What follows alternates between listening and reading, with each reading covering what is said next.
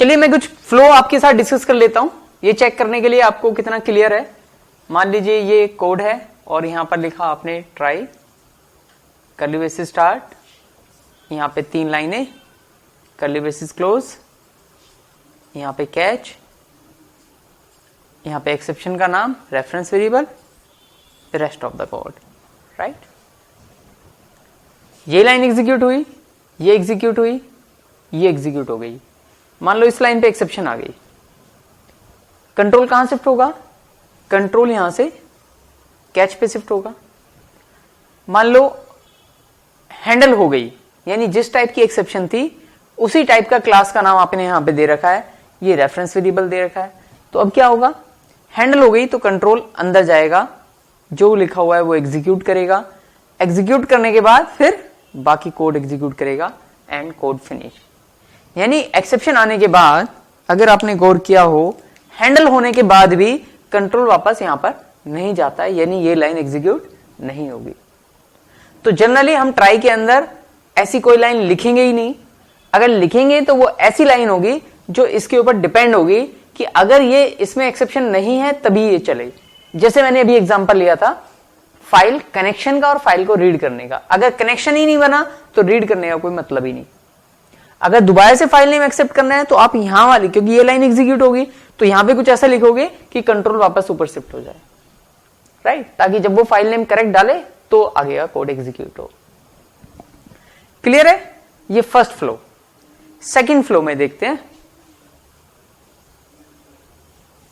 Second flow के अंदर ये एग्जीक्यूट, ये एग्जीक्यूट, ये एग्जीक्यूट, यहां पर एक्सेप्शन आ गई।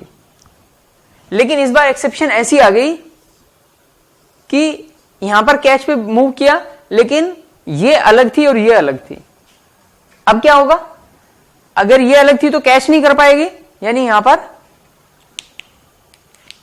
जेवीएम एक्सेप्शन का ऑब्जेक्ट बनाएगा और इसे क्या कर देगा? थ्रो कर देगा।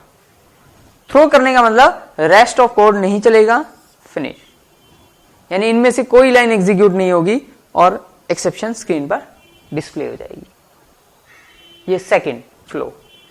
थर्ड फ्लो, ये लाइन एग्जीक्यूट, ये एग्जीक्यूट, ये एग्जीक्यूट, इसमें भी कोई प्रॉब्लम नहीं, इसमें भी कोई प्रॉब्लम नहीं, तो फिर यहां के बाद कैच में नहीं जाएगा, फिर इसके बाद यहां पर जाकर के बाकी का कोड नॉर्मली एग्जीक्यूट करेगा, राइट।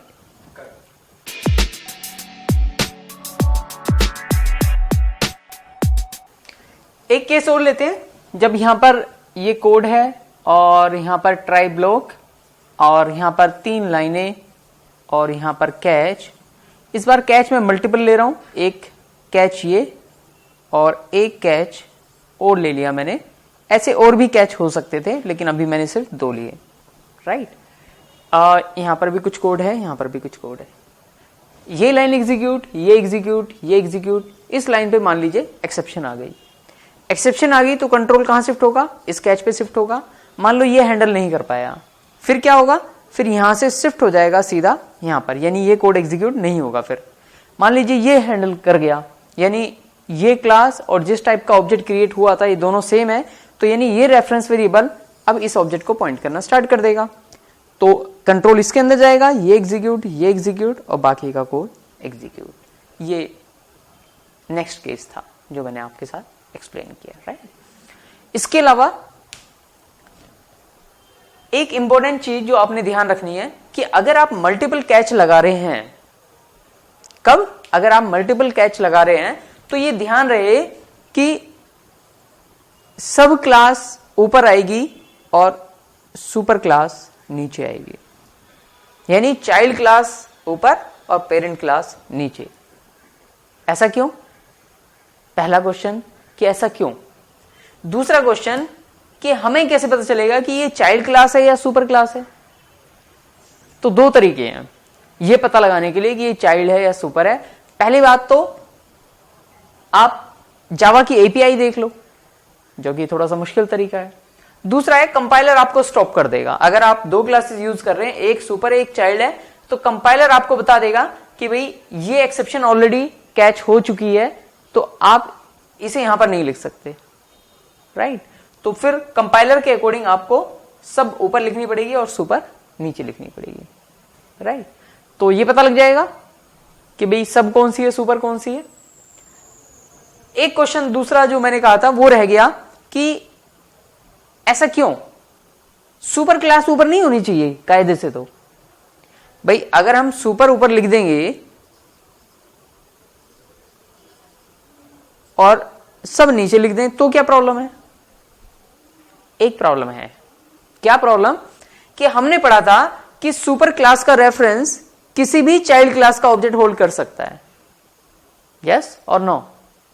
मान लो चाइल्ड क्लास की एक्सेप्शन आ गई, सुपर क्लास पहले तो कैच यहीं पे जाएगा ना, सुपर क्लास ने उसे हैंडल कर लिया क्योंकि ये इसका रेफरेंस वेरिएबल तो किसी भी चाइल्ड क्लास का ऑब्जेक्ट होल्ड कर लेगा, यानी चाइल्ड टाइप की एक्सेप्शन आई, सुपर क्लास ने उसे कैच कर लिया, हैंडल कर लिया, तो इसकी तो कभी जरूरत पड़ेगी ही नहीं ना, यस और नो। बिल्कुल सही। क्या कहा? अच्छा आप कह रहे हैं ये तो अच्छी बात है। हाँ यार बात तो सही है आपकी कि भाई इसमें प्रॉब्लम ही क्या है। भाई अमन ये कह रहा है कि अगर हमने सुपर ऊपर लिख दी और सब क्लास नीचे लिख दी तो उसमें प्रॉब्लम ही क्या है, ये तो अच्छी बात है, बल्कि सब क्लास देने की जरूरत भी नहीं है। अगर ये सुपर क्लास चाइल्ड क्लास का भी ऑब्जेक्ट होल्ड कर सकती है तब तो जो सुपर मोस्ट क्लास है, सबसे बड़ी क्लास है, उसका नाम दे दो यहां पर, चाइल्ड क्लास की देने की जरूरत ही नहीं है, यस और नो। बिल्कुल ठीक। इसमें एक प्रॉब्लम है। प्रॉब्लम क्या है वो मैं आपको बताता हूं। प्रॉब्लम यह है, मान लीजिए आपने सुपर मोस्ट क्लास लिख दी, अब क्या होगा? नेटवर्क की प्रॉब्लम आएगी तो भी ये उसका रेफरेंस होल्ड कर सकता है, नल पॉइंटर आएगी तो भी ये होल्ड कर लेगा, डाटाबेस की कोई प्रॉब्लम आ रही है तो भी ये होल्ड कर लेगा, क्योंकि अगर आपने सुपर मोस्ट क्लास लिख रखी है। लेकिन नेटवर्क की प्रॉब्लम को सॉल्व करने के लिए शायद कुछ और सॉल्यूशन हो, डाटाबेस की प्रॉब्लम को सॉल्व करने के लिए शायद कुछ और मैसेज देना हो, टेक्निकल किसी और प्रॉब्लम के लिए शायद कुछ और मैसेज देना हो। लेकिन अगर आपने सुपर मोस्ट क्लास लिख दी तो आप मैसेज देंगे क्या? फिर तो कोई जनरल मैसेज दे सकते हैं, आप कोई स्पेसिफिक मैसेज तो नहीं दे सकते। तो क्योंकि हर एक का हैंडल करने का तरीका अलग अलग होगा, नेटवर्क के केस में शायद हम कुछ और करना चाहेंगे, डाटाबेस के केस में शायद कुछ और करना चाहेंगे, किसी और टेक्निकल इश्यू के बारे में शायद हम कुछ और करना चाहेंगे। इसलिए रूल ये है कि सब क्लास ऊपर आएगी ताकि जिस टाइप की एक्सेप्शन है पहले वो हैंडल करके देख ले, और अगर उनसे नहीं हैंडल होता तो सबसे जो जनरल क्लास होगी सबसे नीचे रहेगी, ताकि एटलीस्ट हम उसे कुछ कॉमन मैसेज तो दे दें, जैसे technical we are facing some technical issue, contact to administrator, contact to admin, right. At least उसे कुछ मैसेज तो दे दें। तो वो कुछ मैसेज जो जनरल मैसेज होगा वो लास्ट में रखेंगे और जो स्पेसिफिक मैसेजेस होंगे वो हम पहले रखेंगे। I hope this is clear to you. अगर नहीं क्लियर है तो एक बार और वीडियो देखिए, शायद क्लियर हो जाए। अदरवाइज आप डाउट क्लियरिंग सेशन के लिए हमारे पास आ सकते हैं, राइट। चलिए, ऑल द बेस्ट।